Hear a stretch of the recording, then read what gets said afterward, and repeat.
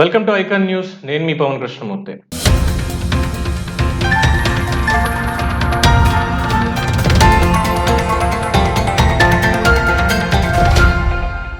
రాజకీయాల మీద సినిమాలు తీయడం అనేది కొత్త విషయం ఏం కాదు.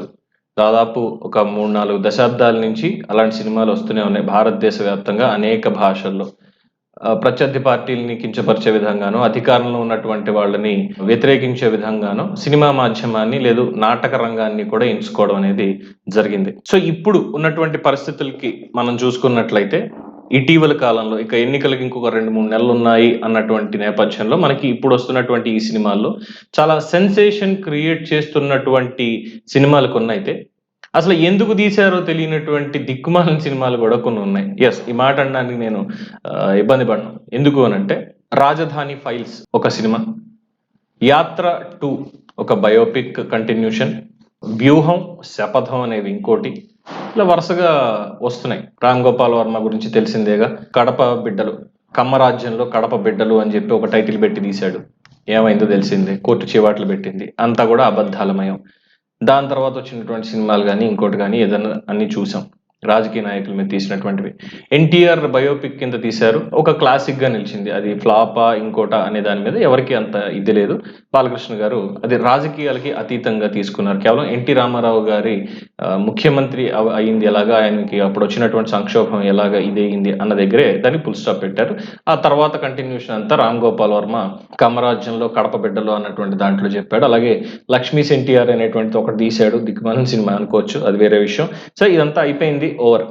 సరే, ఇప్పుడు కొన్ని కోట్ల రూపాయలు ఖర్చు పెట్టి తీసినటువంటి ఈ సినిమాల్లో ఏది ఫ్లాప్ అయింది, ఏది హిట్ అవుతుంది అనేటువంటి వివరాలను మనం చూసినట్లయితే, వ్యూహం సినిమా, రామ్ గోపాల్ వర్మ తీసినటువంటి వ్యూహం సినిమాకి కోర్టులో ఇప్పటి వరకు చొక్కెదురైంది. సరే, రేపు రిలీజ్ చేస్తున్నారు అంటున్నారు. మొత్తం సెన్సార్ బోర్డు ఏవైతే కట్స్ చెప్పిందో అవన్నీ కూడా అయ్యి రిలీజ్ చేస్తారని చెప్పి అంటున్నారు. అది ఒకటి. అది ఇంకా రిలీజ్ అవ్వలేదు కాబట్టి అందులో ఎలాగో అన్ని అబద్ధాలే ఉంటాయి అనేది అందరికీ తెలిసిందే కాబట్టి పక్కన పెట్టేద్దాం.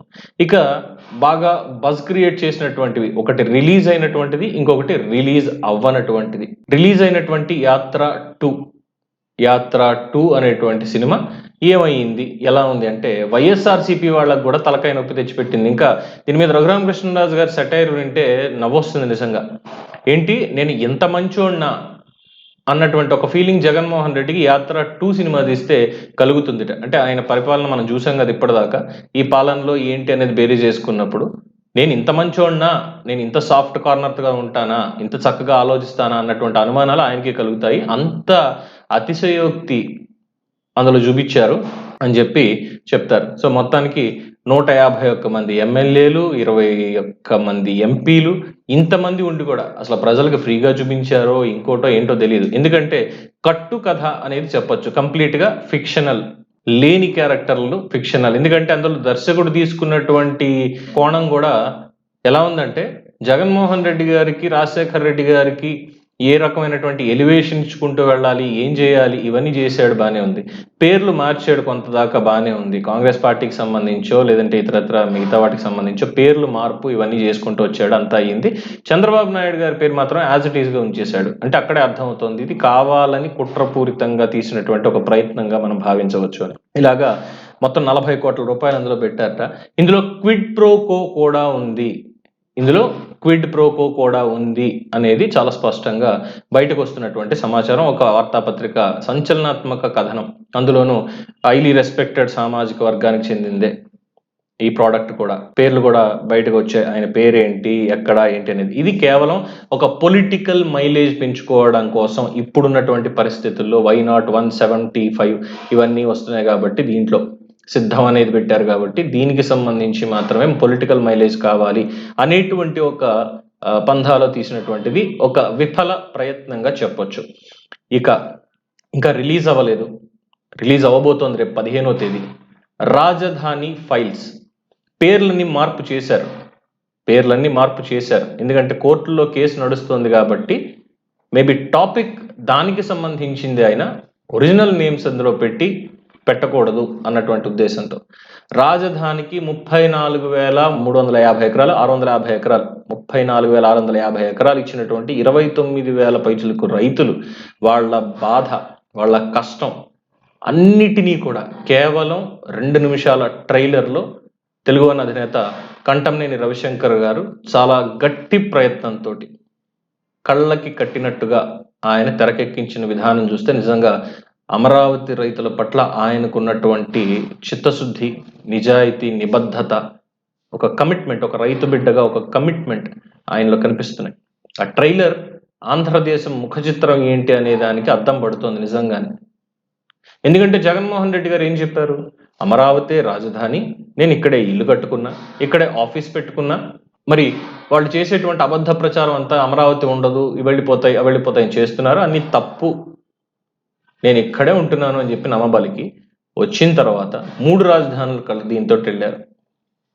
మొన్న ఎవరు అన్నారు, బిఎఫ్ మధుసూదన్ రెడ్డి గారు అనుకుంటా, కాళహస్తి ఎమ్మెల్యే ఎమ్మెల్యే గారు అన్నారు ఏంటంటే, రాజధాని ఏమన్నా కూడిపెట్టిద్దా, ఒక రాజధాని ఏమన్నా కూడిపెట్టిద్దా అన్నారు. ఆయనకి సూటి ప్రశ్న సోషల్ మీడియాలోనే కాదు అందరూ అడుగుతున్నారు ఏంటంటే, మరి 3 రాజధానులు ఏం పెడతాయి, 3 రాజధానులు ఏం పెడతాయి అని అడుగుతున్నారు ఆయన. సో ఇలాంటి కాన్సెప్ట్లు వాళ్ళు ఏం మాట్లాడారు? అలాగే పరదాల మధ్య తిరుగుతున్నటువంటి ముఖ్యమంత్రి, కడిగేస్తామని అడుగుతున్నటువంటి రైతులు, అలాగే అరటి తోటలు నరకడం, తగలబెట్టడం, వాళ్ళని ఇబ్బందులు పాలు చేయడం, అన్నీ కూడా చాలా క్లియర్గా ఉన్నటువంటి నటీనటులతోటి చాలా స్పష్టంగా ఒక రూపం అనేది ఇచ్చారు. రాజధాని రైతుల బాధ అంటే ఏంటి అనే దానికి ఒక రూపమే రాజధాని ఫైల్స్. అది కేవలం రాజధానికి సంబంధించి మాత్రమే కాదు, ఆంధ్ర రాష్ట్రానికి సంబంధించి, ఆంధ్రప్రదేశ్ భవిష్యత్తుకి సంబంధించినటువంటి ఒక దీని కింద మనం భావించవచ్చు.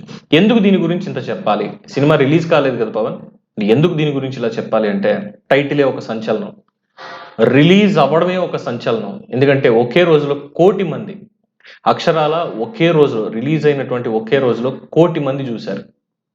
3 నెలల క్రితం రిలీజ్ చేసినటువంటి వ్యూహం ట్రైలర్ని 6 లక్షల మంది చూశారు ఇప్పటిదాకా. ఇక యాత్ర సినిమా గురించి చెప్పక్కర్లా, యాత్ర 2 గురించి చెప్పక్కర్లా. థియేటర్లన్నీ ఖాళీగా ఉన్నాయి, చాలా ఖాళీగా ఉన్నాయి. ఒక ముతక జోక్ అనేది కూడా దానికి సంబంధించి నడుస్తుంది బయట, నేను చెప్పదలుచుకోలేదు దాన్ని. బట్ రాజధాని ఫైల్స్ ఖచ్చితంగా ఒక మలుపు అవ్వబోతోంది ఇప్పుడున్నటువంటి పరిస్థితుల్లో అనేది మాత్రం వాస్తవం.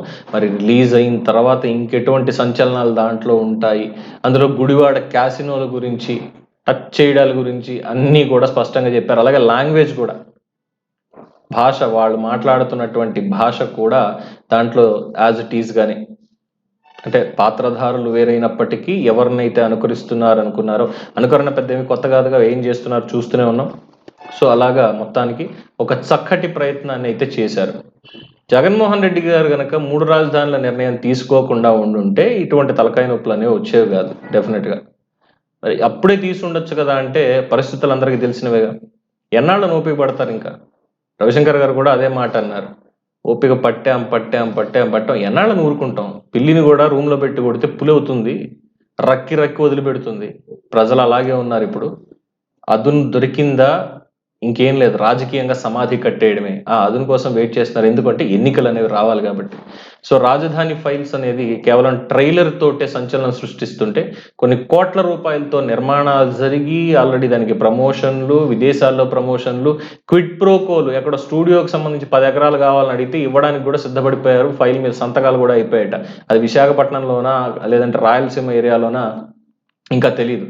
అంటే ఒక దర్శకుడికి సొంతంగా తన గురించి, తన పొలిటికల్ మైలేజ్ గురించి తీసినటువంటి సినిమాకి జగన్మోహన్ రెడ్డి అనేటువంటి ఒక వ్యక్తి, రాష్ట్ర ముఖ్యమంత్రి కాదు, ఇంకోటి కాదు, ఒక వ్యక్తి తన పొలిటికల్ మైలేజ్ పెంచుకోవడానికి ఒక డైరెక్టర్తో సినిమా తీయించుకొని దానికి రాష్ట్ర ప్రభుత్వానికి సంబంధించి, రాష్ట్ర ప్రజలకు సంబంధించిన ఆస్తులు ఇవ్వడం ఏంటి?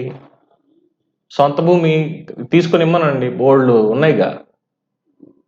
ఆ ఇడుపులపై ఎస్టేట్ ఏవో ఉన్నాయి కదా, మొత్తానికి ఆ ఎస్టేట్లో 10 ఎకరాలు ఇవ్వండి, అక్కడే కట్టుకుంటాడు. సొంత భూమి ప్రభుత్వం ఎందుకు ఇవ్వాలి? ఏమన్నా అంటే దీని మీద మళ్ళీ ఆ కులాల వాళ్ళకి, కుల గురువులకి ఇచ్చేశారు, అది చేశారు, ఇది చేశారు.